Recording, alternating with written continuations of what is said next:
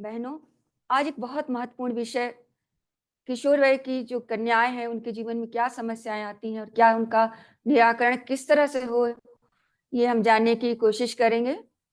जो किशोर वय होता है, वह ऐसा वय है, उस समय वो जो लड़कियाँ होती हैं, वो पंछी की तरह उनका जो है वो वेग उनका पंछियों की तरह, नदियों की तरह और पवन की तरह होता है। और यदि इस वेग को सही दिशा और दशा मिल गई, तो ये वास्तव में बहुत उन्नति कर जाती हैं और यदि इनको सही दिशा और दशा नहीं मिली, तो पतन के गर्त में चली जाती हैं।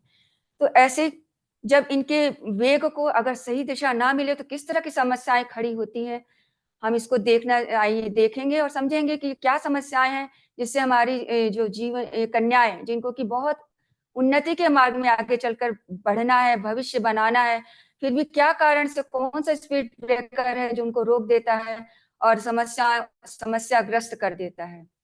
तो अगर हमारी जैसे बहनें अगर 50 बहनें उपस्थित हैं, तो 45 बहनें हाथ खड़ा कर देंगी, हाँ, हमारे जीवन में समस्याएँ हैं और हम उनसे जूझ रहे हैं। तो ये क्या समस्या है? बहुत सारी समस्याएँ हैं, जैसे कि पाठ्यक्रम की समस्या, क्या पढ़ें, क्या ना पढ़ें, सिलेबस बहुत ज़्यादा है, याद नहीं होता।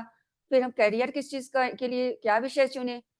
पारिवारिक जीवन की समस्याएँ आती हैं कि हम सुंदर नहीं है, हमारे लड़के-लड़की में भेद होता है और शादी कहाँ होगी, कैसी जगह में होगी, सुखी रह पाएँगे, हमारी प्रतिभा का सम्मान होगा कि नहीं? और बहुत सारी स्वास्थ्य संबंधी समस्या, विभिन्न प्रकार के पुरुष मित्रों से धोखाधड़ी की समस्या, अनेक प्रकार की समस्याओं से जूझती रहती हैं, हमारी इस किशोर वय की जो कन्याएँ रहती हैं। तो ये अगर उस समय इनको उचित मार्गदर्शन नहीं दिया जाए और उचित संवेदनशीलता से इनका समर्थन और आगे नहीं बढ़ाया जाए, तो ये बहुत इनका जो परिणाम बहुत ही भयावह होता है और कई बार ऐसा होता है कि ये आत्महत्या की तरफ आगे बढ़ने लगती हैं। तो हमको क्या करना है ऐसे समय में? बड़े ही प्रेम और संवेदना से पूरे परिवार वाले उनकी समस्या को समझें, आस-पास के लोग उनकी समस्या को समझें, टीचर समझें कि ये जो किशोर वय है, वास्तव में इनका संक्रमण काल है, ना ये बाल्यावस्था में है, ना युवावस्था में है। तो ऐसे समय इनको एक विवेकशीलता की बहुत ज़रूरत है। तो उनके हम लक्ष्य तक पहुँचा सकें, ऐसी हम ऐसा कुछ कार्य करें। तो आइए हम पीपीटी के माध्यम से इसको देखेंगे कि क्या समस्याएँ हैं और इसका समाधान क्या है।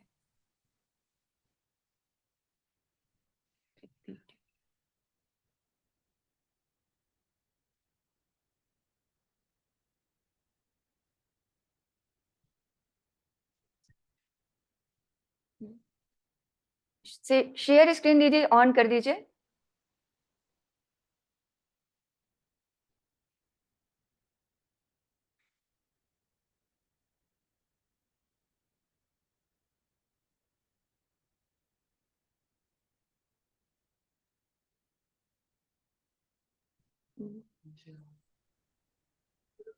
दीदी, शेयर स्क्रीन कौन कर रहा है? नहीं, ये तो मैं ही करूँगी पर वहाँ पूनम से दीदी। ऑन करना। जी, वो मैं ही करूँगी दीदी। अच्छा, को होस्ट करना है। अच्छा, को होस्ट। को-होस्ट नहीं दीदी, मैं ही कर रही हूँ इसी लैपटॉप से। उनको तो इधर होस्ट से बन कोई गया था वो तो। आपको जी होस्ट दीदी। है? वो तो बन गया है। बस बस बस, जी दीदी। कोई दूसरे को बोलो। हाँ, पूनम दीदी को होस्ट है आप। हो गया जी ना? दीदी, हाँ, आइए देखते हैं कि कन्या जीवन की क्या समस्याएँ हैं और उनका निदान हम कैसे करें। अ, सबसे पहले समस्या है परीक्षा व पाठ्यक्रम का दबाव, कि परीक्षा सिलेबस बहुत ज़्यादा है, परीक्षा भी बहुत टफ होता है, उसको कैसे सिलेबस को याद करें? जो भी याद करते हैं, वो बहुत जल्दी भूल जाता है। परीक्षा की तैयारी कैसे करें? क्योंकि समय 24 घंटा है, सिलेबस बहुत ज़्यादा है, परीक्षा की तैयारी के लिए हमें समय नहीं मिल पा रहा है।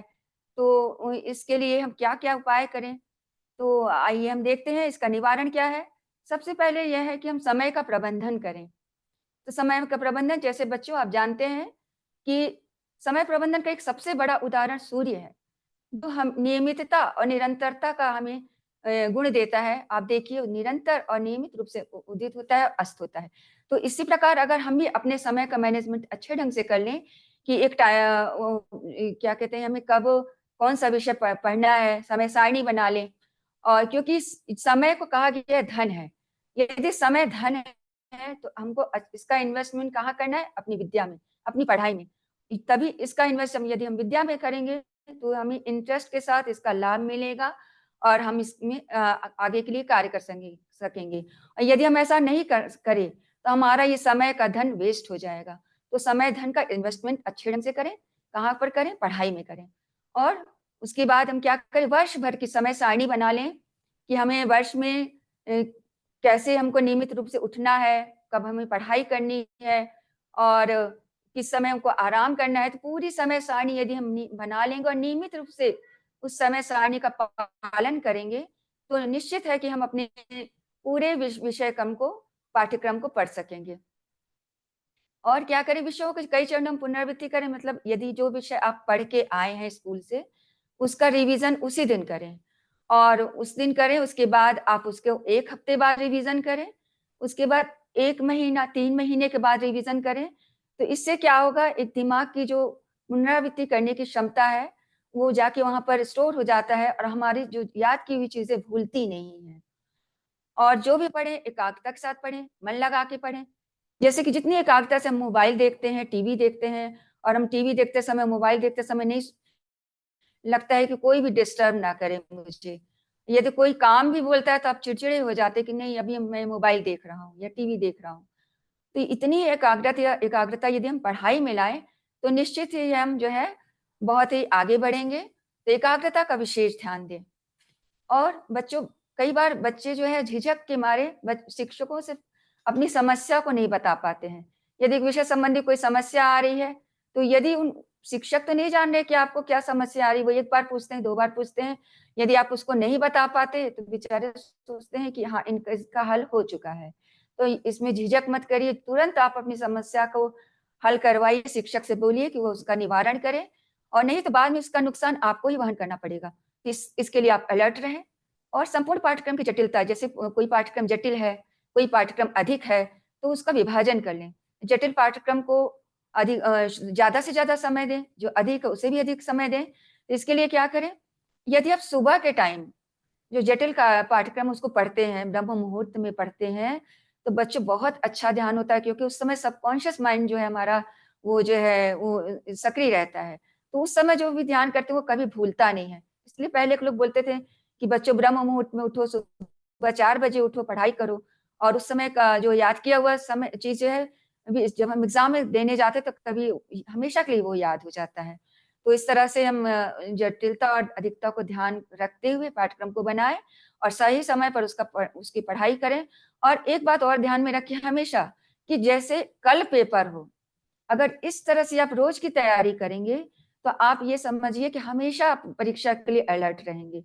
दिमाग में आपको ये रहेगा कि कल पेपर देना है, आज मुझे सारी तैयारी कर लेनी है। तो आपका पाठ्यक्रम बहुत अच्छे से तैयार होगा क्योंकि इसका रिज़ल्ट हम लोगों ने अपने बच्चों के समय, अनुभव के समय देखा है कि वास्तव में बहुत अच्छा रिज़ल्ट आता है। और आजकल के बच्चे को ज़्यादा समय किसमें जाता है? मोबाइल में। तो मोबाइल को बच्चों क्या करिए आप फ्लाइट मोड में डाल दीजिए क्योंकि आपका जो लक्ष्य है विद्या को प्राप्त करना है। तो क्या करना है आपको 16 घंटे के लिए फ्लाइट मोड में मोबाइल को डालिए।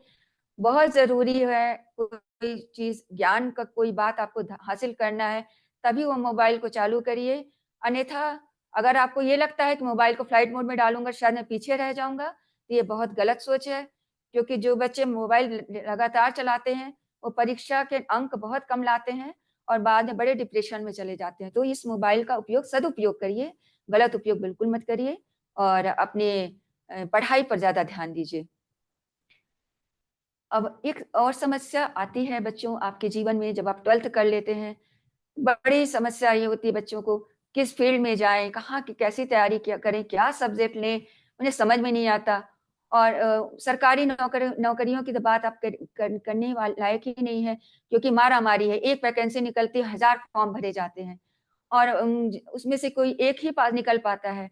तो आप सरकारी नौकरियों के पीछे भी ज़्यादा मत दौड़िए। और मार्गदर्शन की कमी भी होती है कि उन्हें कोई उचित मार्गदर्शन देने वाला नहीं, कोई बताने वाला नहीं है कि तुम्हें क्या विषय लेना चाहिए। माता-पिता का भी उचित सहयोग नहीं मिल पाता, तो इससे बड़े बच्चे परेशान हो जाते हैं। कोई बोलता है ये ले लो, कोई बोलता है वो विषय ले लो, तो उन्हें समझ में नहीं आता वो क्या करें। तो हम आगे के स्लाइड में देखेंगे कि इसका निवारण हम कैसे करें। तो सबसे पहले बच्चों क्या करना है, आप जो पिछले वर्षों में जब आपने एग्जाम दिया तो उसमें आप देखिए कि आपके अंक किस में अच्छे आए हैं। जिसमें अंक अच्छे आए इसका मतलब वो आपकी रुचि का विषय है, क्योंकि आपने उसको अच्छे से पढ़ा है। तो ये रुचि के अनुसार लक्ष्य को निर्धारित करें कि हाँ, हमको इंजीनियरिंग में जाना है, तो हम जो है बीई का एग्ज़ाम करेंगे, पीटी करेंगे, अगर हमको मेडिकल में जाना है तो पीएमटी करेंगे। इस तरह आप एक लक्ष्य निर्धारित करें। फिर उस लक्ष्य के अनुसार जो भी उस व्यक्ति उसके जानकार व्यक्ति हैं, उस क्षेत्र के जो सीनियर व्यक्ति हैं, जो उसको उस कार्य को कर चुके हैं, उन व्यक्तियों से सलाह लीजिए और अपनी परिस्थिति भी देखिए कि आपकी परिस्थिति इस चीज़ का जवाब देती है कि हाँ, इसको आप कर सकते हैं और आगे भविष्य में उस विषय का कोई स्कोप है कि नहीं। आदि को ध्यान में रख के आधारभूत ये तथ्य बना करके आप लक्ष्य बनाएँगे, उन लक्ष्य के लिए प्रति निश्चित रहेंगे, निश्चिंत मतलब कर लेंगे कि हाँ, बिल्कुल हमको अब इसमें अडिग रहेंगे और पुरुषार्थ करेंगे और तब देखिए आपको सफलता से कोई नहीं रोक सकता। आगे की स्लाइड से हम लोग देखेंगे कि हमें इसके आगे क्या करना चाहिए। अब उस ट्यूशन कोचिंग को देखें कि जहाँ पर ऐसे विषयों की पढ़ाई होती है और बहुत से लोगों को सफलता मिली है। तो ऐसे ट्यूशन या कोचिंग संस्थान में आप जाएँ और अपने उस संस्थान का पूर्ण लाभ उठाएँ और दृढ़ संकल्प लेकर कि आप हमको पढ़ना है, कहीं पे कोई बच्चा कहे कि चलो बेटा, चलो चलते हैं, कोई सहेली कहे कि नहीं चलो हम लोग घूमने चलते हैं, कुछ भी करना है, तो आप बोलिए नहीं। ये मेरा दृढ़ संकल्प है, मुझे प्रबल पुरुषार्थ करना है क्योंकि मेरा लक्ष्य निश्चित हो चुका है। मैं किसी भी उत्सव में, किसी भी पार्टी में नहीं जाना पसंद करूँगी, मैं अपना सारा पुरुषार्थ इसी में लगाऊँगी।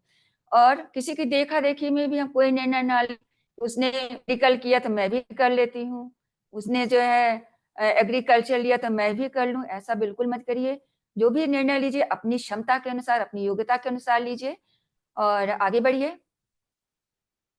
विवाह संबंधी समस्याएँ, हालाँकि अभी तो आप एक कन्या जीवन में हैं और ये समस्या आपकी नहीं होनी चाहिए, तो माता-पिता की समस्या है। फिर भी आजकल के बच्चों को एक जैसा कि आज का परिवेश वर्तमान चल रहा है, टीवी में देख रही हैं बच्चियाँ, मोबाइल में देख रही हैं, तो उनके बहुत सारी विविधताओं जो समस्या देखती हैं वैवाहिक जीवन में, उनके अंदर बड़ी चिंता हो जाती है कि उनके अनुरूप, उनके कल्पना के अनुरूप जीवन साथी मिलेगा कि नहीं? क्योंकि एक ये कन्या जीवन जो है वास्तव में उनका एक नैसर्गिक एक स्वभाव बन जाता है कि कल्पना की उड़ान में उड़ती हैं और एक वो देखती हैं कि उनका जो वर है वो घोड़े पे आएगा, उनके अनुरूप बनेगा, उनके कल्पना के अनुरूप बनेगा, इस तरह की वो सोचते रहती हैं। तो ये चिंता उनको सताती है।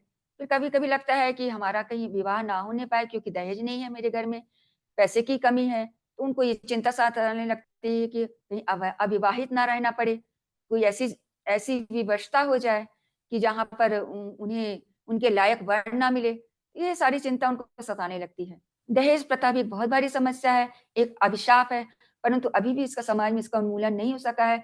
जगह-जगह पर आज भी हमें दहेज का बहुत सारा समस्या देखने को मिलता है, ये भी चिंता उनको सताती है। और एक बड़ी समस्या है कि मैं सुंदर नहीं हूँ, तो मेरा विवाह कैसे होगा? कौन मिलेगा मेरे लायक? ये समस्याएँ उनको हमेशा संकट की तरह दिखती रहती हैं। तो बच्चों क्या करना है? जिस चीज़ पर हमारा वो वश नहीं है, उसके लिए हम चिंता करना छोड़ दें। जिस पर हमारा वश है, उस कार्य को हम करें। क्या करें? हमारा वश है, अपने को शिक्षित बनाएँ, संस्कारी बनाएँ, दूसरों पर हमारा हक नहीं है, तो हम अपने जब स्वयं शिक्षित और संस्कारी बन जाएँगे, तो पक्का ही है, एकदम निश्चित है कि आपको अच्छा वर मिल के रहेगा। ये आप निश्चित मान के चलिए और ये संकल्प करिए कि जो भी जिस चीज़ में मेरा वश है, वही कार्य मैं करूँगी, क्यों मैं अपना फालतू समय बर्बाद करूँ? फिर आप देखेंगे, अगर आप सादगी पसंद है, सादा जीवन उच्च विचार आप रखती हैं, तो आप ये बिल्कुल सत्य है कि कोई भी लड़का चाहे कितना भी फैशन परस्त हो, आधुनिक जीवन हो, वो भी चाहता है कि ऐसी ही लड़की घर में आए, जो उसके जीवन को चला सके, उसके परिवार में जो एडजस्ट कर सके, माता-पिता का सम्मान कर सके। तो ये मान के चलिए कि जो सादगी पसंद युवतियों को सादगी पसंद युवक पसंद करते हैं और उन्हें अपने परिवार के लिए जो है चयन करते हैं। और भारत का जो वैवाहिक आंकड़ा है वो बताता है कि भारत में हर घंटे 27,000 विवाह होते हैं, हर दिन 8 लाख और हर साल 1 करोड़ विवाह होते हैं।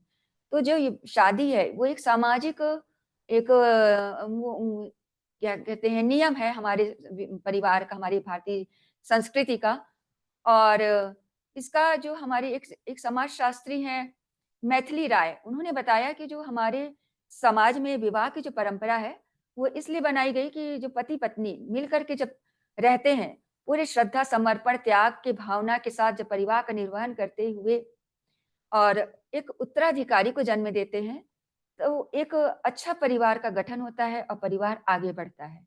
तो इस एक सामाजिक संस्कार तो है, इसे करना चाहिए, परंतु कई बार ऐसा होता है कि हमें अच्छा घर-वर नहीं मिलता, तो क्या करें?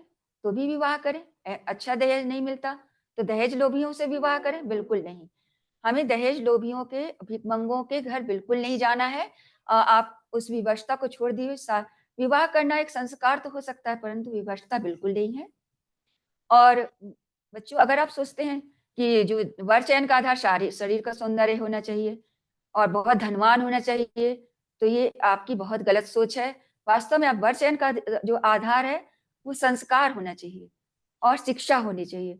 तभी आप जो है हमेशा जीवन में सफल रहेंगी। आपको एक उदाहरण के द्वारा इसको स्पष्ट करूँगी। आप देख रही हैं सामने ये जो बहन है, सविता प्रधान इनका नाम है और आईएएस अधिकारी।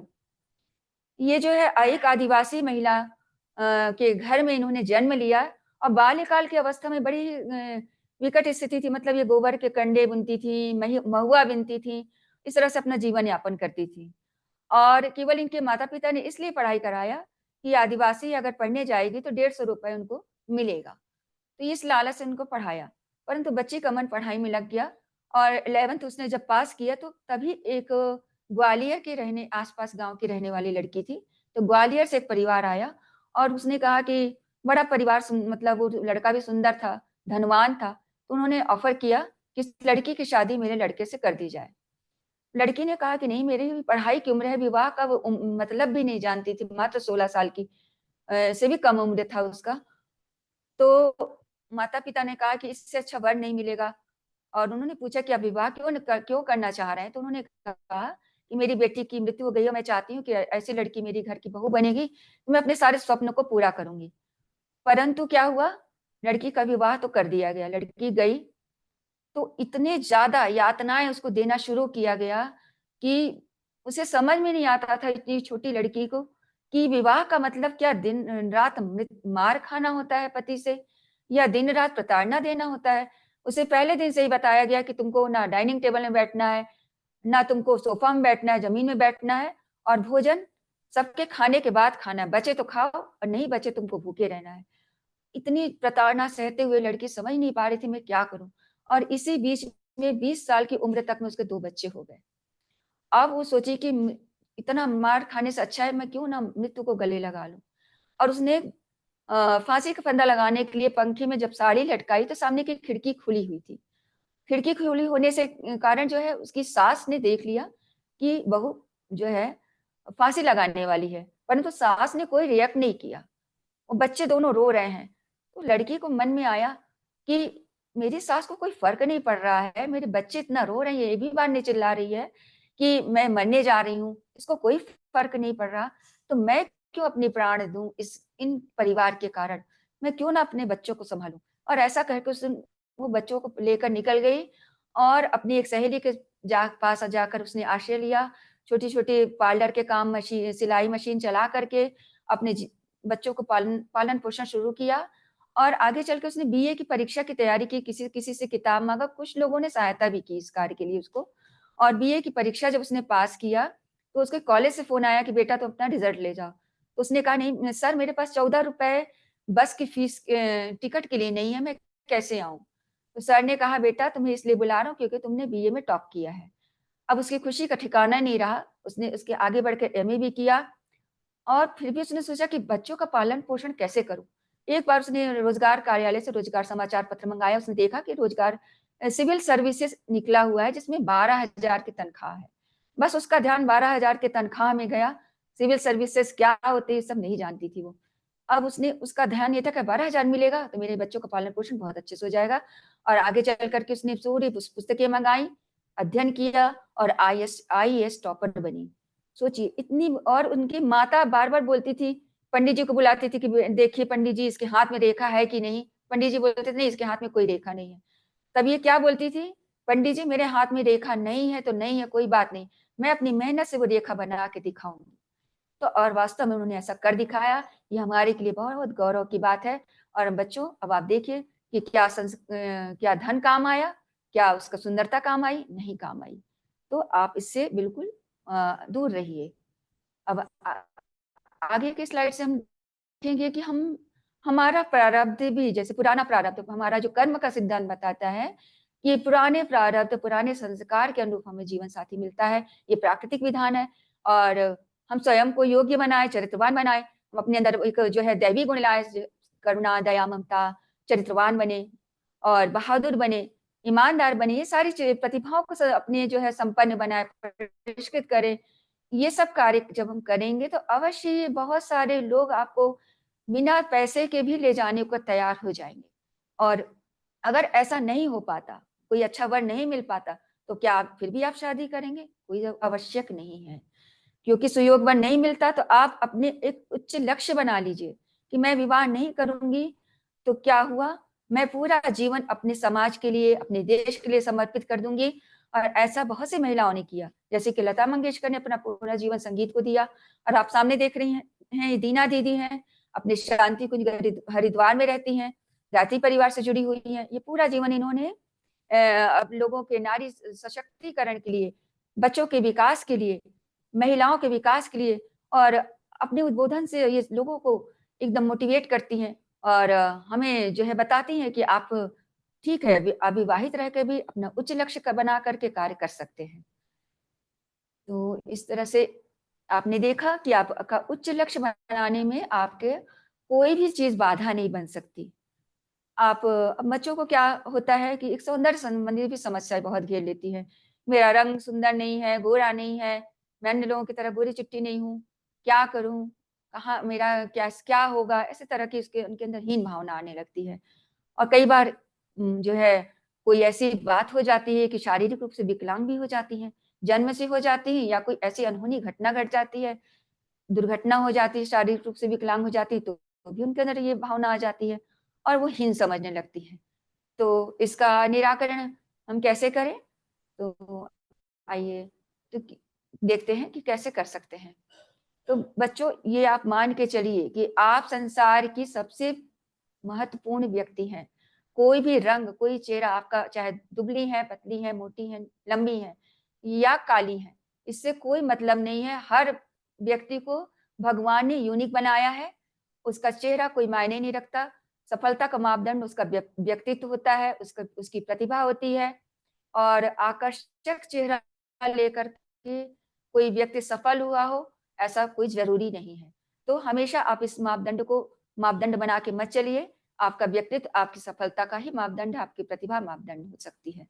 देखिए आपने देखा होगा, ये सामने बहुत सारे उदाहरण आपको दिख रहे हैं कि ये विकलांग होकर भी इन महिलाओं ने सफलता के ऊंचाई को छुआ। ये लक्ष्मी है जो कि बहुत छोटी उम्र में एक इनके ऊपर एसिड डाला गया था, क्योंकि ये एक तरफा प्यार किसी का था और इन्होंने इसको एक्सेप्ट नहीं किया, तो बदले में इनको डाला गया एसिड। बेचारी का शरीर पूरा जल गया। परंतु जब ये पूरी तरह अपने को जब स्वस्थ हो गई किसी तरह से, तो ये अपनी लड़ाई को पूरी दुनिया की लड़ाई बना लिया इन्होंने। और सरकार से कानून पास करवाया कि एसिड जो भी डालते हैं उनके ऊपर ऐसा कानून बनाया जाए, कठोर कानून, कि जो कभी भी इसका डालने के पहले 1000 बार सोचे। तब कानून बनाया गया कि जो जहर देने से जो कानून बनता है वही अगर एसिड फेंका जाता है उसका कानून वो पास किया गया। 7 वर्ष इसके लिए इन्होंने प्रयास किया, दौड़ती रही, न्यायालय का चक्कर लगाती रही और ये कानून पास करवा के रही। और आप देख रहे हैं सुधा चंद्रन को, ये 17 वर्ष की उम्र में इनके एक्सीडेंट में इनका पैर कट गया। बचपन से ही शास्त्रीय संगीत की नृत्यांगना थी ये। और परंतु इन्होंने अपना रियाज नहीं छोड़ा, अपनी साधना नहीं छोड़ी, निरंतर नृत्य करती रही और बाद में बहुत बड़ी टीवी एक्ट्रेस भी बनी और नृत्यांगना भी बनी। तो क्या ये सफल होने के लिए आवश्यक है कि आप जो है सुंदर हो और आपका चेहरा आकर्षक हो? जी नहीं। सफल होने के लिए प्रतिभा आवश्यक है और आपका व्यक्तित्व आवश्यक है। तो और आगे की स्लाइड में देखते हैं कि जैसा कि मैंने बताया कि आप समाज की सबसे कीमती इकाई हैं, अपने आप को बिल्कुल हीन ना समझें और भगवान ने आपको यूनिक बनाया है। आप इस बात पर विश्वास करें और अपनी प्रतिभा का आकलन करें।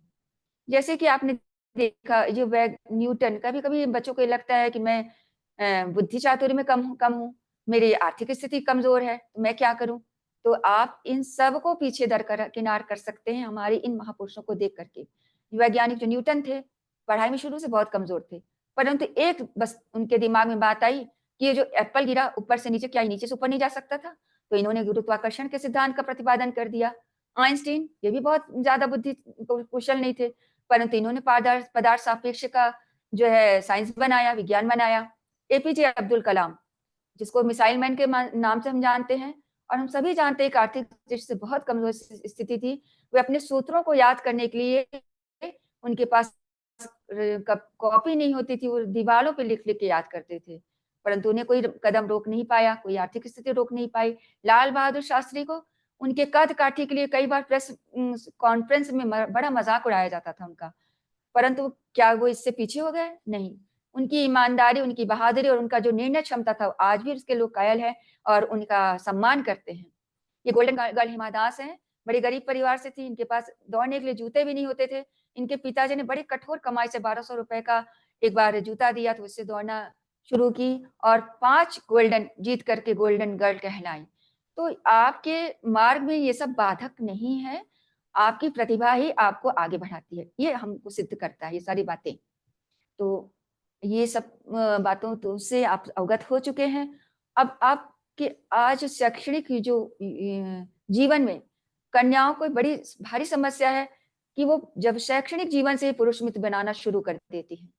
वास्तव में ये समय उनका नहीं है, परंतु जो आज की जो प्रणाली है, जो ऐसा जीवन वर्तमान ऐसा चल रहा है कि उनको लगने लगता है कि नहीं, वो उनके प्रेम संबंध की शुरुआत हो जाती है। परंतु वास्तव में वो जानती ही नहीं कि विश्वास का मतलब क्या है। विश्वास तो 1 सेकंड में बोल देते हैं हम, पर विश्वास को भरोसा बनने में पूरा जीवन लग जाता है। आपने देखा होगा कि जब कोई पति-पत्नी की शादी होती है, तो पत्नी पूरे जीवन उसके परिवार का सम्मान करती है, कार्य करती है, उनके जीवन के लिए पूरा समर्पित हो जाती है और पति भी पूरे जीवन भर पूरा माता-पिता से लेकर पूरे परिवार का जब पालन-पोषण करता है, तब जाके वो भरोसेमंद होता है।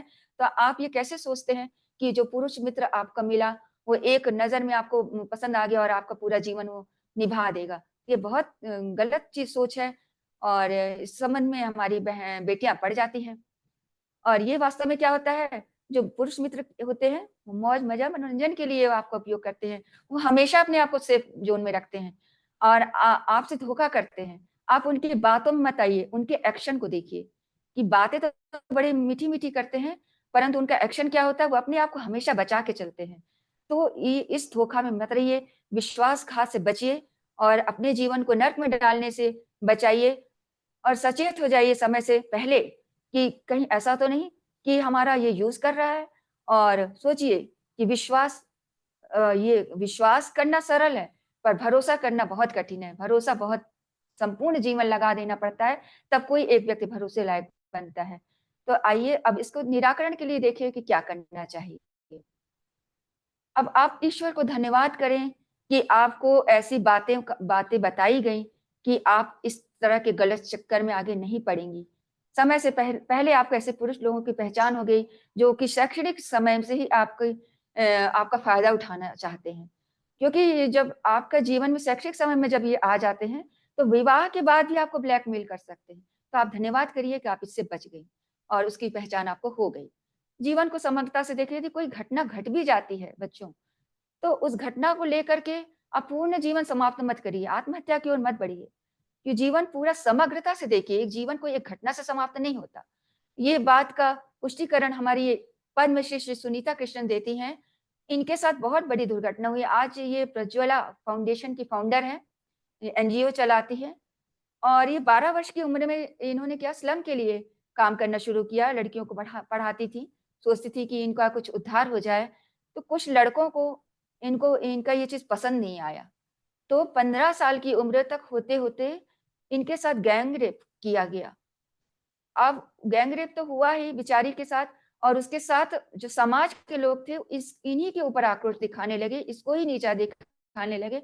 जो बची खुची कसर थी समाज के लोगों ने से लेना शुरू कर दिया, परंतु इन्होंने हिम्मत नहीं हारी और उठ गई पुनः, और पूरी हिम्मत से काम लेते हुए इन्होंने एक फाउंडेशन बनाया जहां पर इसी तरह की लड़कियों को ये अपने पास लाने लगी, और करीब 22,000 ऐसी इनके संरक्षण में रह रही है जिनको ये काम अपना सपोर्ट सलाह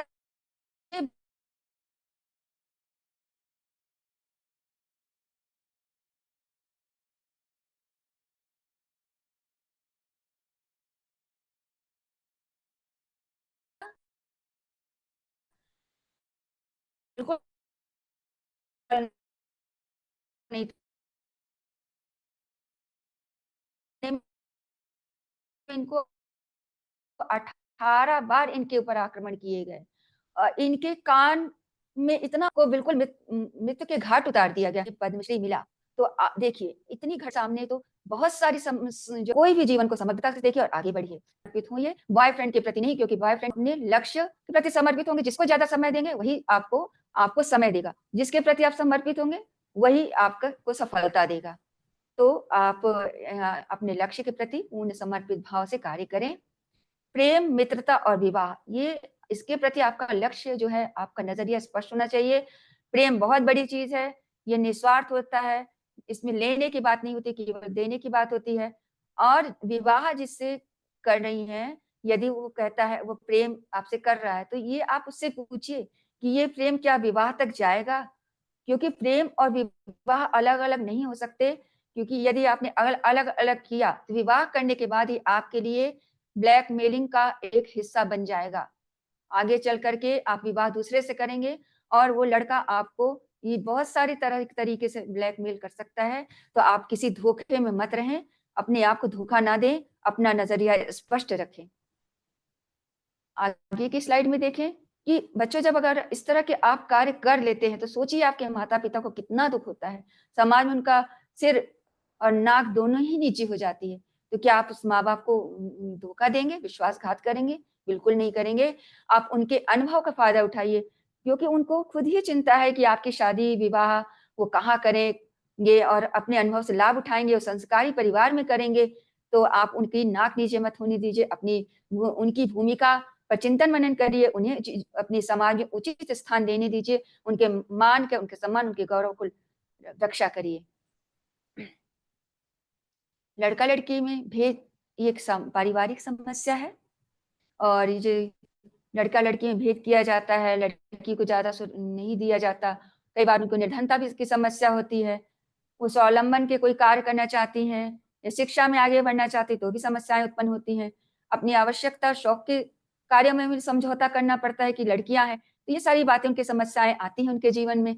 तो इसका निराकरण क्या करें? तो आप अपने मन को कठोर करिए कि आप ठीक है आगे जाएँगी, परंतु ये मान के चलिए कि संघर्ष के लिए आप तैयार रहिए। ये मत सोचिए कि सब कुछ आपको परोसा हुआ मिलेगा। सफलता के लिए और विपरीत परिस्थितियों से लड़ने के लिए आप तैयार रहें, मनस्थिति को मजबूत बनाएँ। और कई आर्थिक समस्याओं को चीर कर भी ऐसे महापुरुष हैं जिन्होंने सफलता अर्जित की है। आप सामने देख रहे हैं, ये दिव्या तन्वर हैं, जो कि बहुत छोटी सी उम्र में मात्र 1998 के जन्म है, और इन्होंने आईएएस की परीक्षा सफलतापूर्ण 438 रैंक पर प्राप्त की और सफल हुई। और इनका जीवन कैसा रहा? बड़े ही आर्थिक दृष्टि से कमज़ोर माता जो है इनकी झाड़ू पोछा करके किसी तरह जीवन यापन करती हैं, और इन्होंने कोई कोचिंग नहीं ली। जो आज बच्चे कहते हैं कि मुझे कोई उचित कोचिंग नहीं मिलती, मेरे पास जो है कोई सपोर्ट नहीं है, मैं गाँव में रहता हूँ, मार्गदर्शन नहीं है, पैसा नहीं है, क्या करूँ? तो इस लड़की ने इन सारी चीज़ों को दरकिनार करके अपनी पढ़ाई से, बिना कोचिंग से, बिना किसी आर्थिक सहायता से 8 बाय 8 के मकान में रहते हुए ये सफलता अर्जित की, और हिंदी मीडियम पढ़ाई की और एक बार में सफलता हासिल की। और जब इससे पूछा गया तो इन्होंने कहा केवल मेहनत मेहनत और नियमितता से पढ़ना, निरंतरता से पढ़ना, यही उसकी सफलता का राज है। इसके अलावा कोई और प्रतिभा निखारने का राज हो ही नहीं सकता। आप अपनी प्रतिभा को निखारने के लिए मेहनत करिए और आगे बढ़िए। तो ये निराकरण हो सकता है। आप अपनी और आपको आगे बढ़ना है, आपके पास पैसे नहीं है तो अपने कुछ शौक को, अपनी आवश्यकताओं को कम कर दीजिए। छोटे-छोटे कार्य करिए, घरेलू कार्य, सिलाई का काम, ट्यूशन का काम करिए, अपने को स्वावलंबी बनाइए, आय के थोड़े-थोड़े साधन जुटा लीजिए और माता-पिता को आर्थिक बोझ उठाने से मुक्त कर दीजिए, तो आप आगे बढ़ जाएँगे। पिता का विश्वास जीतिए कि आप बेटों से कम नहीं हैं और इस विश्वास को टूटने मत दीजिए। मतलब जो विश्वास वो कर रहे हैं, आगे चलकर जब आप बाहर जाएँ, तो ऐसा आप करके दिखाएँ, अपनी श्रेष्ठता को प्रामाणिकता के साथ सिद्ध करें। इस तरह से आप आगे बढ़ सकती हैं। और बच्चों, आज के परिवेश जो आधुनिक परिवेश है, उसमें क्या होता है, बहुत सारी समस्याएँ ऐसी आती हैं, जिनके ऊपर बहुत ज़्यादा रोक तो नहीं लगाया जा सकता, परंतु अपनी कुछ आदतों को सुधार करके हम रोक लगा सकते हैं, थोड़ी बहुत उसमें कंट्रोलिंग कर सकते हैं। जैसे कि लड़कियाँ स्कूल जा रही हैं, कार्यालय जा रही हैं, कुछ मनचले लड़के फप्तियाँ कसते हैं, टॉन्ट करते हैं, छेड़ते हैं। कई बार ये हम लोगों ने यूपी में देखा कि 2 लड़की स्कूटी में जा रही थी, उनका दुपट्टा खींच लिया गया और वो बेचारी गिर के उनका एक्सीडेंट में मृत्यु तक हो गई। तो ये सारे कांड होते रहते हैं, तो क्या करें हम? हमारा चूँकि अपने ऊपर ही केवल हमारा अधिकार है, तो हम क्या करें? सादगीपूर्ण जीवन जिएँ, सादगी से रहें, बहुत ऐसे कपड़े ना पहने कि जो किसी को आकर्षित करे, किसी का मन उससे जो है विचलित हो। तो हम सादगीपूर्ण रहेंगे तो हमारे ऐसे लोगों का, गलत लोगों का जो है दृष्टि नहीं जाएगी। और हमारे भौतिकवादी युग में क्या है, भौतिक आकर्षण बहुत होता है। कई लोग आपको संग संग बहकाने के लिए आएँगे कि इस पढ़ाई-लिखाई में क्या लग रखा है, चलो मौज-मस्ती करते हैं, मॉल चलते हैं, पिक्चर देखते हैं, नशा करते हैं। तो आप बिल्कुल तुरंत प्रश्न करिए कि क्या ऐसा करने से किसी को सफलता मिली है?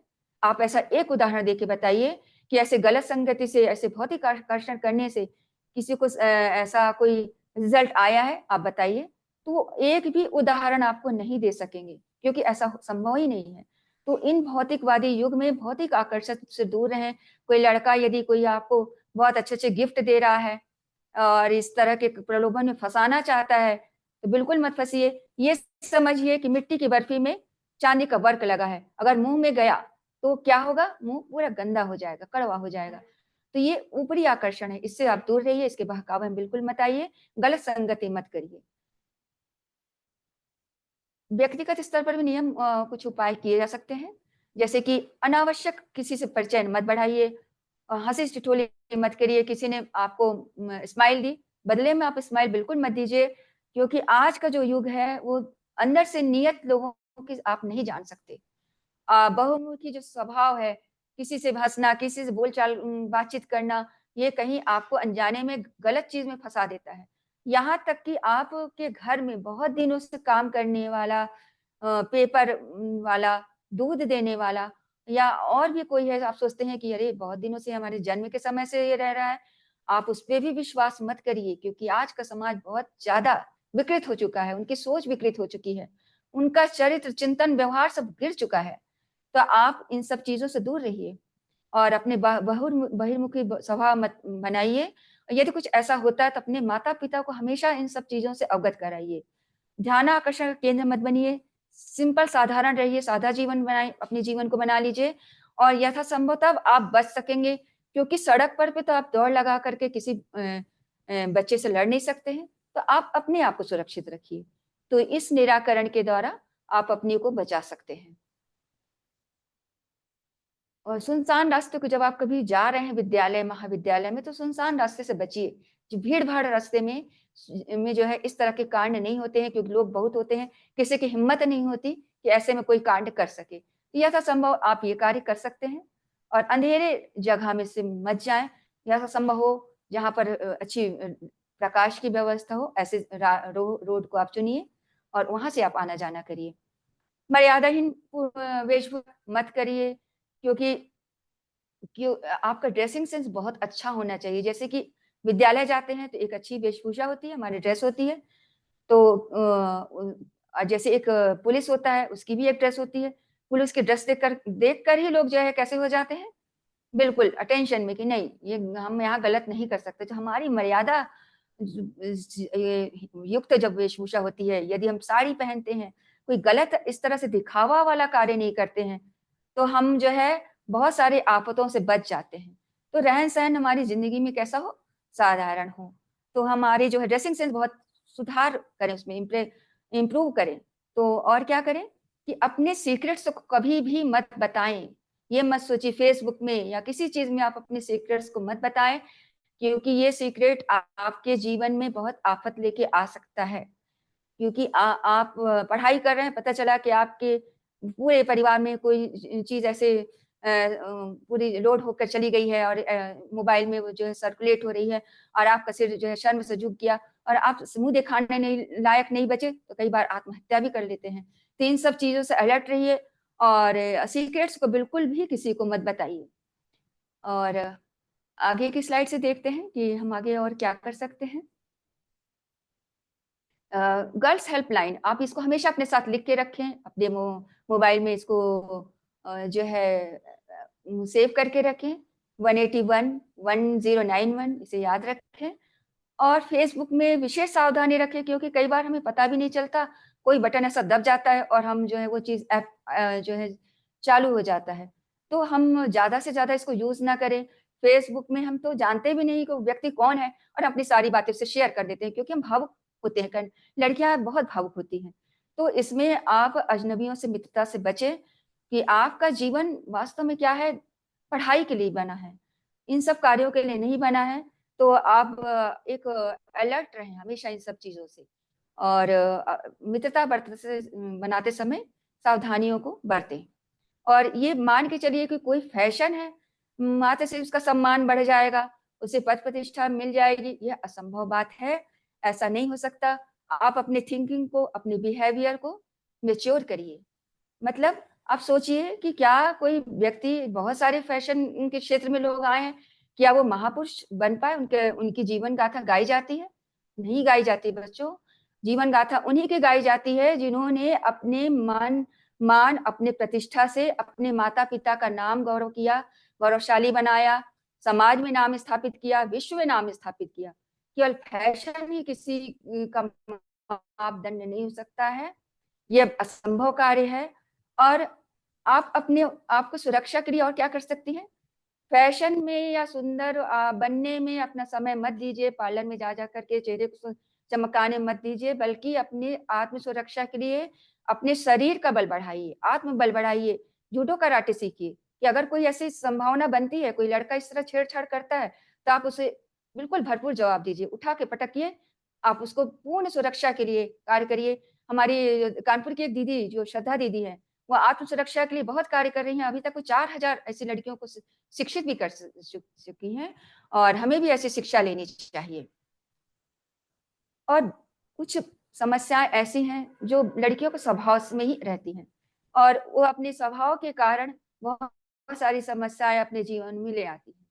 जैसे कि बातचीत में संकोच करती हैं कि अरे! मैं ये बात नहीं कह पाई, मुझे कहना था, फिर इस बात को सोचती रह जाती कि मैं क्यों नहीं अभिव्यक्त कर पाती हूँ। इस प्रकार की वो सोच-सोच के चिंतित होती रहती हैं।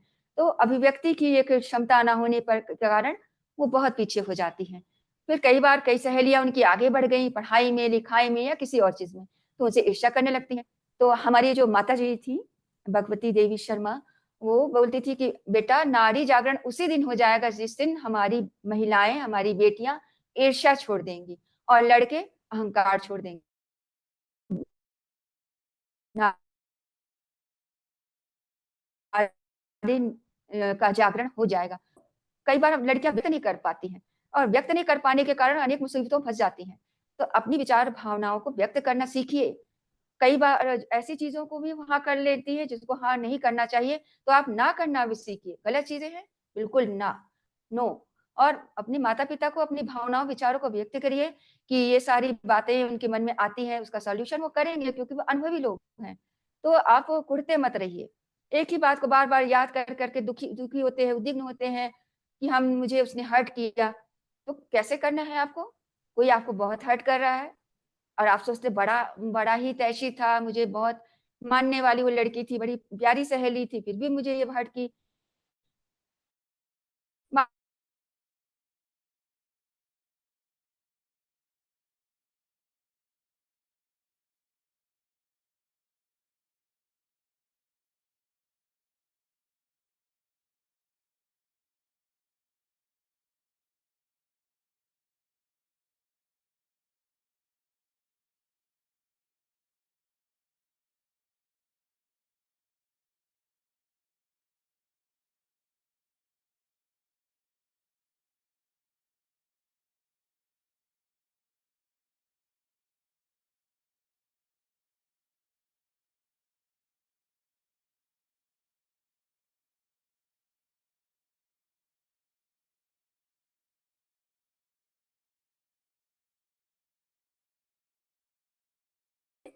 तो आपको वो अपेक्षा की पूर्ति नहीं होगी,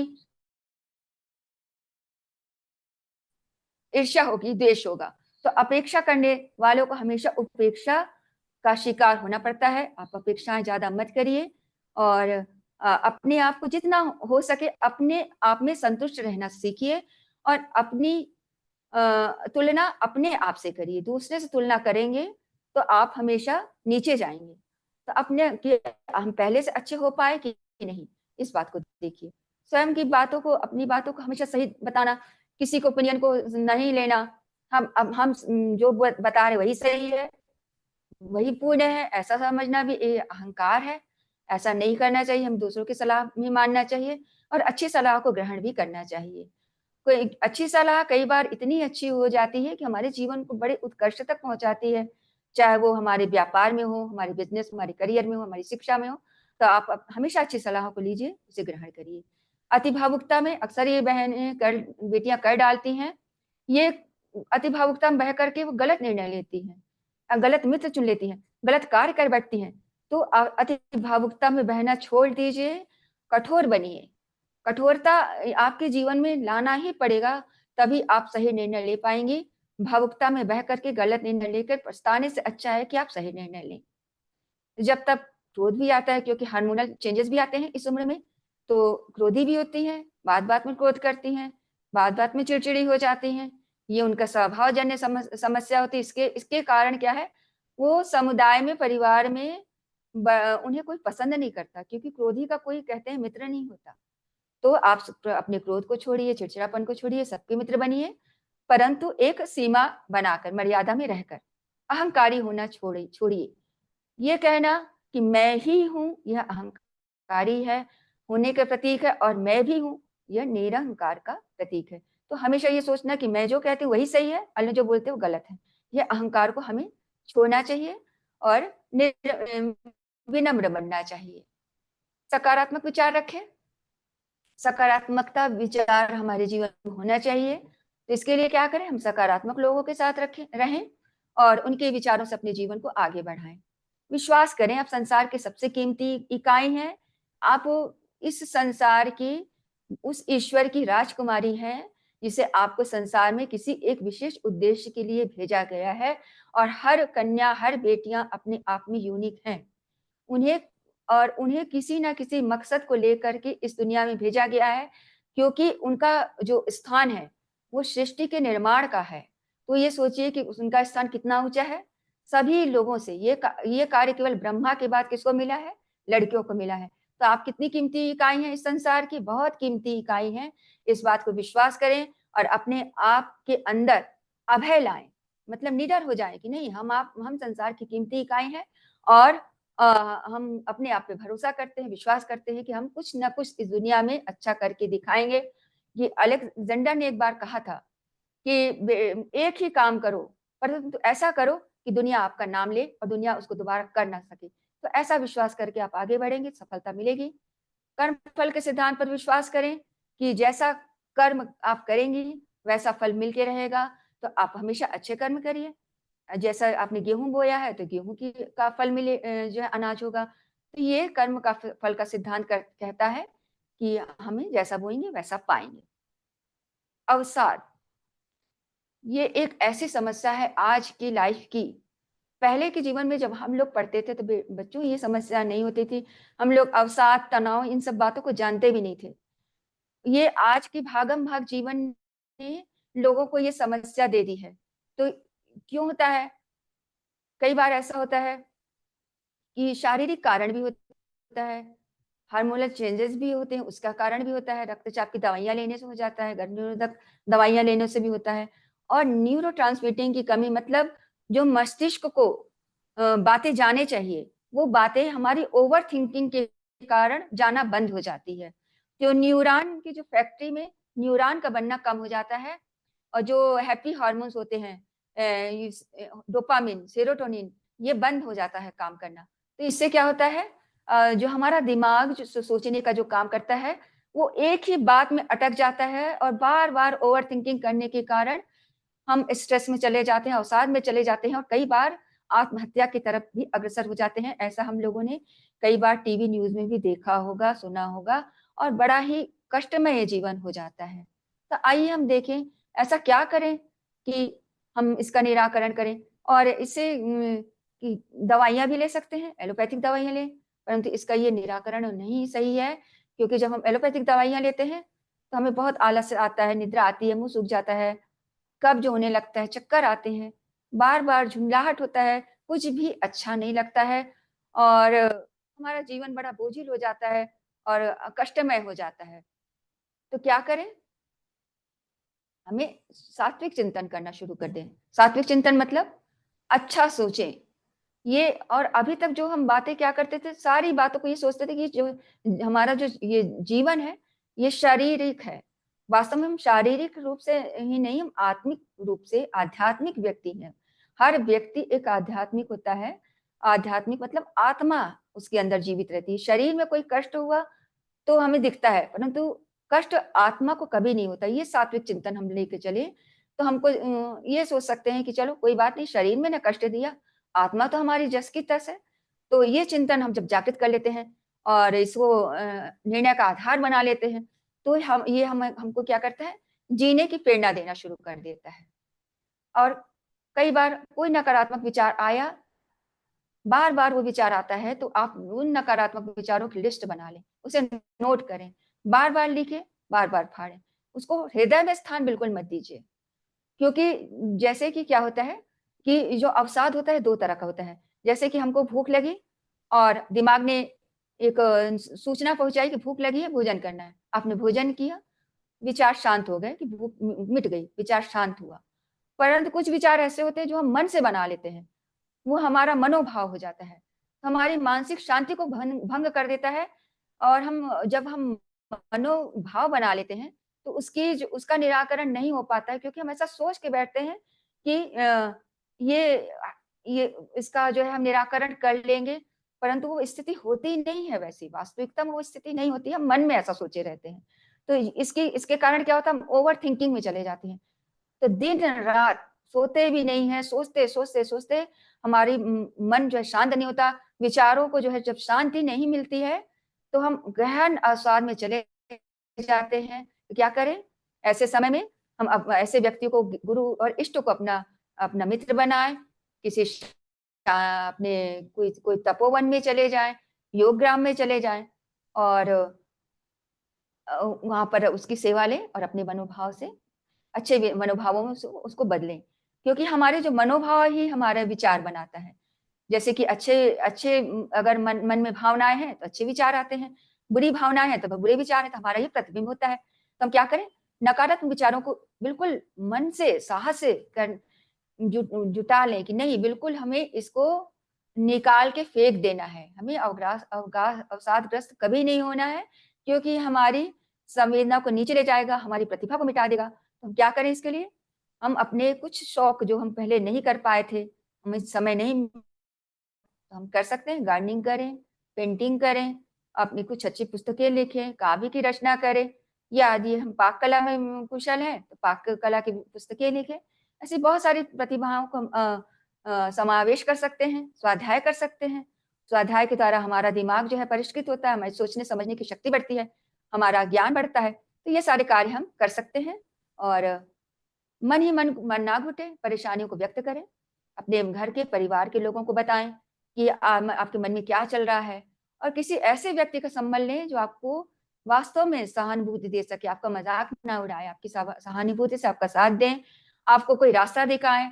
हो सकता है वो आपके बिज़नेस में कोई सहायता कर दे, हो सकता है आपकी पढ़ाई में सहायता कर दे, हो सकता है उस गलत चीज़ों से निकाल के आपको सही चीज़ का मार्गदर्शन दे दे, आपके देखने का व्यू बदल दे। तो ऐसे लोगों को साथ आप लेकर चलिए, जो कि हमेशा संवेदनशील हों और सकारात्मक बातें करते हों। ये उपायों के द्वारा आप जो है कर सकते हैं। स्वयं से प्रेम करें, आप जो है दुनिया के सर्वश्रेष्ठ व्यक्ति हैं, इस मूल्य को समझें।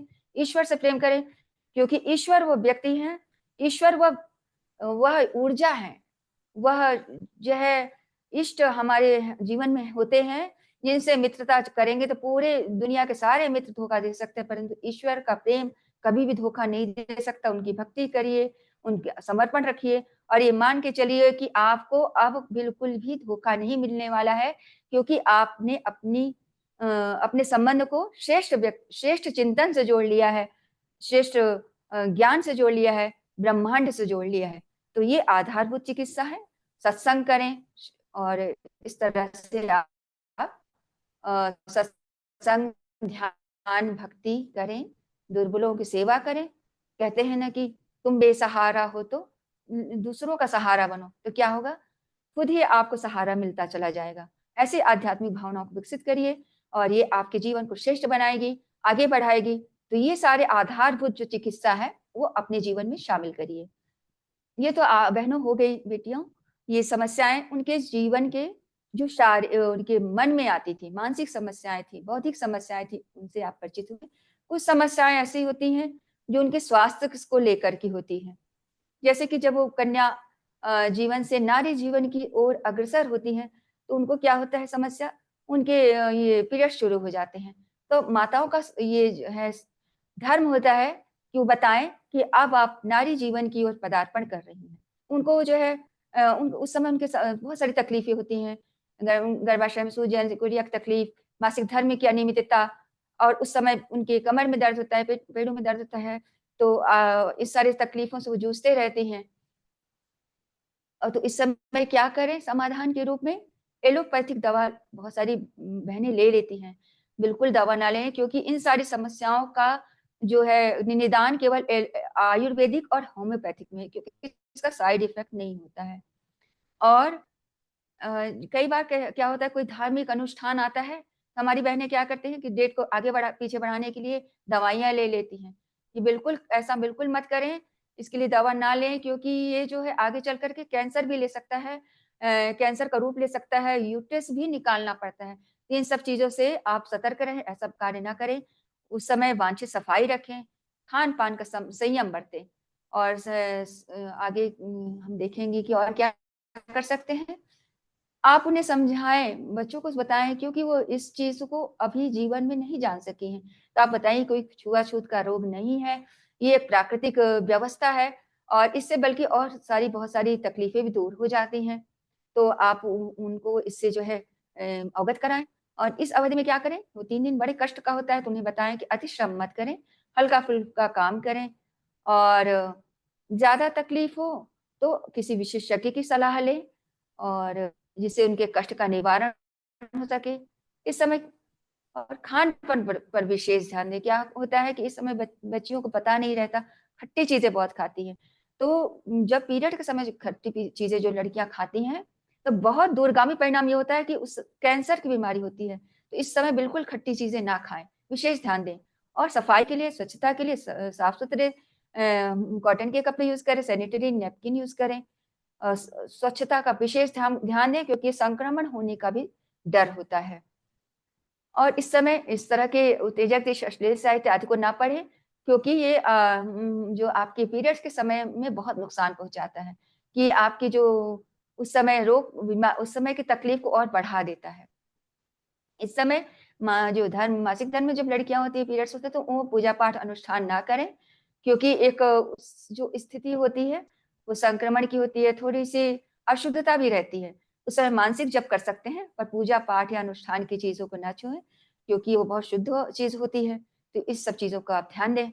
और क्या कर सकते हैं, पेट में गर्म पानी की बोतलों से सेक करें, खट्टी चीज़ ना खाएँ, गर्म भोजन करें, और चाय-कॉफ़ी का सेवन अधिक से अधिक ना करें। और ज़्यादा दर्द हो तो आप क्या कर सकते हैं, आधा चम्मच अजवाइन लें, 1 कप पानी में उबालें, सेंधा नमक डाल करके चाय की तरह उसको पिएँ। प्रतिदिन गाजर का रस लें, और मासिक आरंभ होने के पहले से ही पपीते का सेवन करें, परंतु उस दौरान बिल्कुल ना करें। और क्या कर सकते हैं, दूध से बनी सामग्री ना लें, चीनी से बनी हुई कोई खाद्य सामग्री, मीठा व्यंजन, कॉफ़ी, चाय, चॉकलेट ना लें, ठंडी चीज़ों से बचें, आइसक्रीम ना खाएँ, भोजन गर्म और ताज़ा लें। फलों में खट्टक फल अगर आपको मन होता है, तो सेब, संतरा, अनार, नींबू ले सकते हैं। हरी पत्तेदार सब्जियाँ लें, क्योंकि हमारा शरीर अल्कलाइन है, एसिडिक चीज़ों से बचें। अश्वगंधा और शतावर का चूर्ण पानी के साथ मिलाकर लें। हमेशा पौष्टिक आहार लें। चावल जो होते हैं उसका धोया धोया हुआ पानी लें। और क्या कर सकते हैं, तुलसी के रस में शहद मिलाकर प्रतिदिन सेवन करें। फास्ट फूड आदि का सेवन ना करें, क्योंकि हमारे शरीर को नुकसान पहुंचाता है। और रात में धनिया का बीज जो है फुलाकर भी हम उसको ले सकते हैं। और सफाई के लिए क्या करें, 1 चम्मच मेथी दाना को 1 गिलास पानी में उबाल करके जब आधा हो जाए तो इसका उपयोग सफाई के लिए करें। चुकंदर का रस लें, क्योंकि चुकंदर में हीमोग्लोबिन रहता है। रात में भिगोया हुआ किशमिश लें। नियमित ज्वारे का रस का सेवन करें, क्योंकि जो ये ग्रीन ब्लड भी इसे कहा जाता है। और क्या कर सकते हैं, भुने चने भी खा सकते हैं, इससे जो है कोलेस्ट्रॉल नहीं बढ़ता है। और गुड़ का सेवन करने से हमारा हीमोग्लोबिन नियमित तो रहता है। और क्या कर सकते हैं, योग के रूप में, योग चिकित्सा के रूप में गायनिक समस्या यदि कुछ होती है तो हम क्या करें, नियमित चक्की आसन करें, तितली आसन करें, पश्चिमोत्तासन करें, प्रज्ञा योग करें, कपालभाति प्राणायाम का उपयोग करें। परंतु जब पीरियड्स चालू हो जाए तो उस समय कोई भी इस तरह के आसन प्राणायाम का अभ्यास ना करें, क्योंकि और समस्या उत्पन्न हो सकती है। तो इस सब चीजों को आप ध्यान में रखें। तो बहनों, आज आप लोगों ने देखा कि आपकी जो कुछ समस्याएं होती हैं, कुछ बौद्धिक समस्या होती है, कुछ शारीरिक समस्याएं होती हैं, और इन कष्टों का निवारण आप कर सकें। और आप समाज में माता पिता के नाम से जाने जाते हैं, और तब तक आप माता पिता के नाम से जाने जाते हैं तब तक तो बहुत अच्छे हैं। परंतु यदि आपके नाम से जब माता पिता जाने जाते हैं तो समझ लीजिए बहुत गौरवशाली बात हो जाती है, बहुत उत्कृष्ट बात हो जाती है। तो आपके नाम से आपके माता पिता जाने, ऐसा गौरवशाली आप इतिहास बनाइए, ऐसी अपनी आदतें बनाइए, ऐसा स्वभाव बनाइए। सभी को धन्यवाद, शुभकामनाएं।